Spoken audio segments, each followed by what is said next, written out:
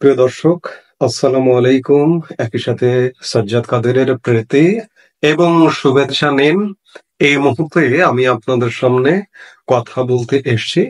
আওয়ামী লীগ ছাড়া সবাই শেখ হাসিনার পদত্যাগ চেয়েছিল জুলাই। এই প্রসঙ্গটা নিয়ে আপনাদের সামনে কথা বলবো।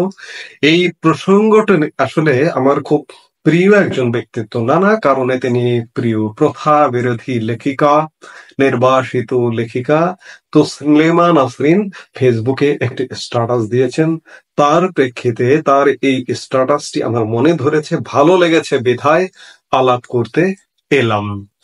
আর তসলিমা নাসরিন বলছেন যে আওয়ামী লীগারদের মধ্যেও কেউ কেউ কিন্তু মনে মনে চেয়েছিল হাসিনার বদলে বেটার কেউ আসুন। চায়নি শুধু আওয়ামী লীগ বেনিফিশিয়ারিরা, তারাই মূলত স্ট্যাটাস কুও চেয়েছিল। বাক স্বাধীনতা নেই, মুক্ত চিন্তকরা জঙ্গিদের ভয়ে দেশ ছাড়ছে, হিন্দুরা নির্যাতিত, নির্বাচন নেই, মসজিদ মাদ্রাসা ওয়াজ জন্ম দিচ্ছে লক্ষ লক্ষ জিহাদি, অবাধে দুর্নীতি চলছে, পিয়নের হাতে 400 কোটি টাকা। তারপরও চেয়েছিল স্ট্যাটাস কু। স্ট্যাটাস কো মানে যেটা যেভাবে আছে সেভাবেই থাকুক, কোনো পরিবর্তন যেন না হয়। অর্থাৎ যে দুর্নীতি চলছিল, যে অনিয়ম চলছিল, এগুলো যেন চলে, কিন্তু আমি তো বেনিফিট পাচ্ছি, আমি বেনিফিট পেতেই থাকি। এখন আওয়ামী বেনিফিশিয়ারিরাই দোষ দিচ্ছে গণতন্ত্র এবং স্বাধীনতার পক্ষের লোকদের, বলছে এই তোরাই তো এখনকার জিহাদি জঙ্গি রাজাকারদের ক্ষমতায় আসার জন্য দায়ী, তোরাই আজকের অরাজকতার জন্য দায়ী, তোরাই মব সন্ত্রাসের জন্য দায়ী। তসলিমা নাসরিন আবার বলছেন, না, যারা হাসিনার পদত্যাগ চেয়েছিল তারা আজকের জিহাদি জঙ্গি তৈরি করেনি, তারা অহেতুক মসজিদ মাদ্রাসা তৈরি করেনি, জিহাদিদের ওয়াজ মাহফিল করার লাইসেন্স দেয়নি, তারা মাদ্রাসার ডিগ্রিকে বিশ্ববিদ্যালয়ের ডিগ্রি সমমানের করেনি, বিশ্ববিদ্যালয় থেকে শত শত মাদ্রাসা ব্যাকগ্রাউন্ডের ছাত্রকে রাস্তায় নামায়নি, বরং হাসিনা 15 বছর ধরে জিহাদিদের খাইয়ে দাইয়ে হৃষ্টপুষ্ট করেছিলেন বলে জিহাদিদের উত্থান আমরা দেখেছি জুলাইয়ে। এই সত্য কথাটি যারা মানতে নারাজ, তারা আবারও সুযোগ পেলে জিহাদি উৎপাদনে ব্যস্ত হবে। ইতিহাস থেকে শিক্ষা নেবে না, নিজেদের কৃতকর্মের দায় নিজেরা নেবে না, কেবল ছলে বলে কৌশলে অন্যের ওপর দোষ চালিয়ে ভালো মানুষ সাজার চেষ্টা করবে। তসলিমা নাসরিনের এই স্ট্যাটাসের সাথে আমি শতভাগ একমত পোষণ করছি, নানা কারণ। তসলিমা নাসরিন যে কথাগুলো বলেছেন, আওয়ামী লীগের একটি পক্ষ যারা প্রবল সুযোগ সুবিধা পাচ্ছিলেন, তারা কোনো পরিবর্তন চাইছিলেন না। কিন্তু আমি দলীয় রাজনীতির সঙ্গে যুক্ত নয়, কিন্তু আওয়ামী লীগ, বিএনপি, সব দলের, জামাত, সব দলের রাজনৈতিক ব্যক্তিবর্গের সাথে আমার কথা হয়। কথা হবার জায়গা থেকে আওয়ামী লীগ যখন ক্ষমতায় ছিল, তখন আওয়ামী লীগের পদধারী বহু নেতারও কাছ থেকে আমি শুনেছি, যারা সৎ, নিষ্ঠাবান, ভালো, এই অন্যায় অপকর্মগুলো মানতে পারছিলেন না, তারা বলছিলেন যে আওয়ামী লীগের পতন অনিবার্য এবং পতন হওয়া উচিত। দীর্ঘ সময় ক্ষমতায় এবং আরো যত ক্ষমতায় থাকবে তত বেশি অনিয়ম, অত্যাচার, নির্যাতন হবে। তসলিমা নাসরিনও এটাই বলেছে।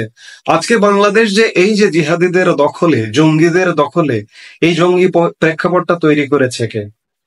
আওয়ামী লীগের পৃষ্ঠপোষকতায়, আওয়ামী লীগের একদম প্রধান নেতৃত্ব থেকে। প্রধান নেতৃত্ব আমি শেখ হাসিনাকেও আসামের কাঠগড়া থেকে বের করতে পারছি না। এ কারণেই পারছি না, এই যে কওমি মাদ্রাসার ডিগ্রিকে বিশ্ববিদ্যালয়ের মাস্টার সমমানের ডিগ্রিকে দিয়েছে। মসজিদের কথা বলেছেন তসলিমা নাসরিন।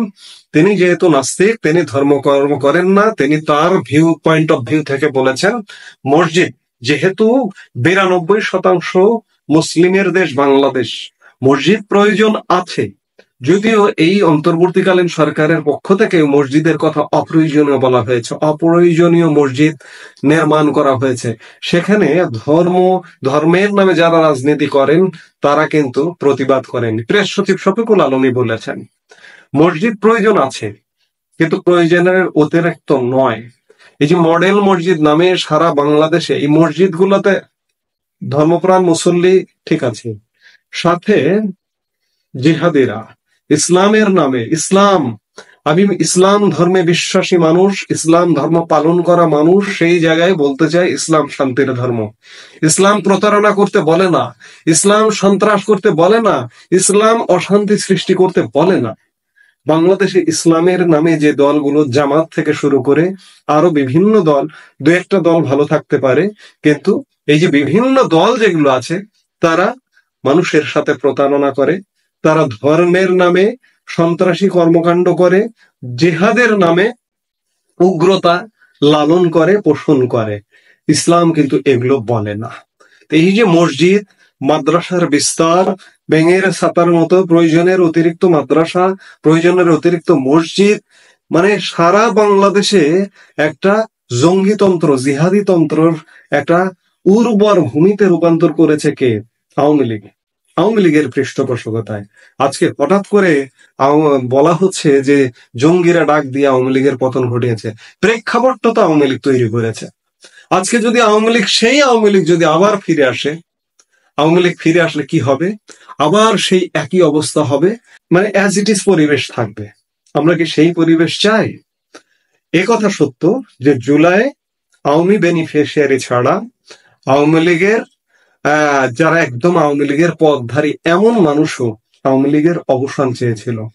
এই নষ্ট সমাজ থেকে কষ্ট পেতে পেতে তারা অবসান চেয়েছিল। সেই আওয়ামী লীগ যদি আবার ফিরে আসে, ভয়ঙ্কর পরিণতি হবে। আমরা বারবারই বলে আসছি, বরাবরই বলে আসছি, সেই আওয়ামী লীগের চেয়েও বর্তমানে যে রাজনৈতিক দলগুলো আছে, বিএনপি, জামাত, এনসিপি, আরো ভয়ঙ্কর কর্মকাণ্ড করছে। কেন করছে? এই প্রেক্ষাপট কে তৈরি করেছে? আওয়ামী লীগ তৈরি করেছে।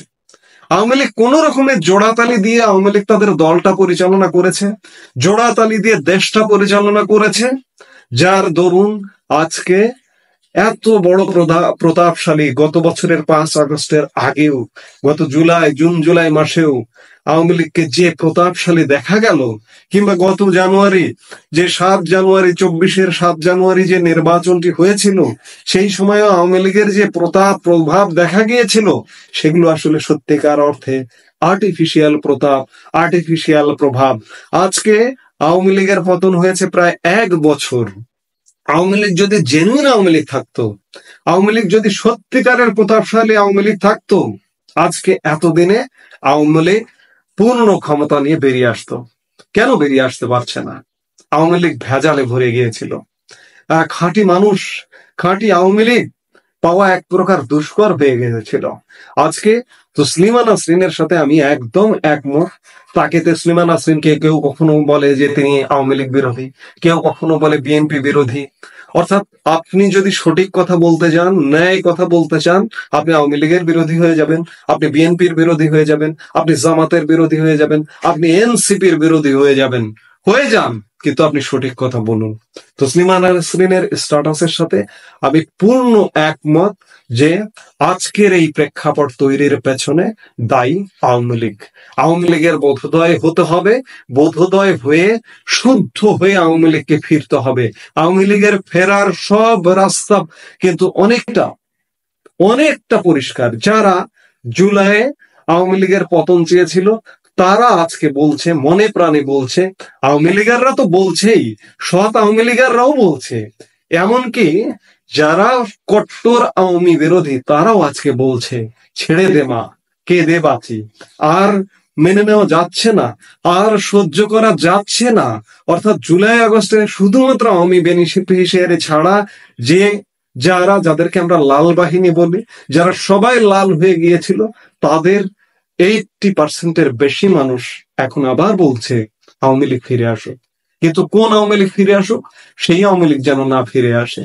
দুর্নীতিবাজ, দুর্বৃত্তবাজ এবং ধর্মের নামে উন্মাদনা সৃষ্টির পথ তৈরি করে দেওয়া, ধর্মীয় গোষ্ঠীর সাথে আপোষ করা, সেই আওয়ামী লীগ যেন ফিরে না আসে। জিহাদিদের সাথে আপোষ করা, সেই আওয়ামী লীগ যেন ফিরে না আসে।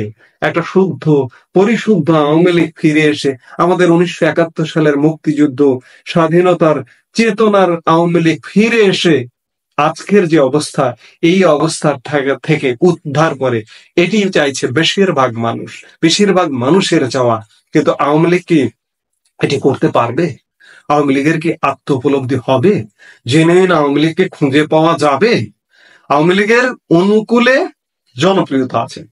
আমি বিভিন্ন বক্তব্যে বিভিন্ন সময়ে বলেছি যে আওয়ামী লীগ এটাকে ক্যাশ করতে পারবে কিভাবে, ক্যাশ করবে কিভাবে, এইটি সবচেয়ে বড় প্রশ্ন। কারণ আওয়ামী লীগ ভেজালে ঘুরে গেছে। খাঁটি মানুষগুলো হয় মারা গেছে, না হয়তো দুঃখ কষ্ট মনোকষ্ট নিয়ে দূরে সরে গেছে। আওয়ামী লীগের উচিত হবে সেই সমস্ত যারা দূরে সরে থাকা খাঁটি মানুষ আছে তাদেরকে, এবং সমাজের বিভিন্ন স্তরের বিভিন্ন ক্ষেত্রের সৎ মানুষ ভালো মানুষ দেখে আওয়ামী লীগে নতুন করে আওয়ামী লীগের পুনর্জাগরণ করে আজকে এই যে অবস্থাটি হচ্ছে, এই অবস্থা, এটি কিন্তু বিগত আওয়ামী লীগের 16 বছরের চাইতেও ভয়ঙ্কর অবস্থা। একদিকে একটি সরকার বসে আছে, অনির্বাচিত অরাজনৈতিক দখলদার সরকার, এবং তার সাথে তার আশপাশ দিয়ে যে রাজনৈতিক দলগুলো আছে, আওয়ামী লীগ কি দুর্বৃত্তপনা করেছে, কি দুর্নীতি করেছে, তার থেকে ভয়ঙ্কর দুর্নীতিতে নিমজ্জিত এই রাজনৈতিক দলগুলো, এই সরকার। সেই জায়গায় আওয়ামী লীগ যেহেতু ব্যাকফুটে আছে, আস্তে আস্তে সংগঠিত হয়ে ফিরে আসাটাই বাংলাদেশের মুক্তির একমাত্র পথ হতে পারে। আমাদের ভালো বলে একটা কথা আছে, সেই জায়গা থেকে বিশেষ করে আমাদের স্বাধীনতাকে রক্ষা দেবে, মুক্তিযুদ্ধকে সুরক্ষা দেবে, আমার মানচিত্রটাকে সুরক্ষা দেবে, পতাকাটাকে সুরক্ষা দেবে। এই মুহূর্তে স্বাধীনতা বিরোধীদের যে আস্ফলন দেখছি, তা থেকে অন্তত পক্ষে রক্ষা পাবো। সেই জায়গা থেকে বাংলাদেশের বেশিরভাগ স্বাধীনতাকামী মুক্তিগামী মানুষ প্রত্যাশা করে যে আওয়ামী লীগ শুদ্ধভাবে ফিরে আসুক। এই মুহূর্তে এ পর্যন্তই। সবাই ভালো থাকুন, সুস্থ থাকুন। আমাদের ভিডিওগুলো নিয়মিত পেতে সাবস্ক্রাইব করুন Sajjad Kadir and the legends YouTube channel, এবং লাইক কমেন্ট শেয়ার করে সাথে থাকুন।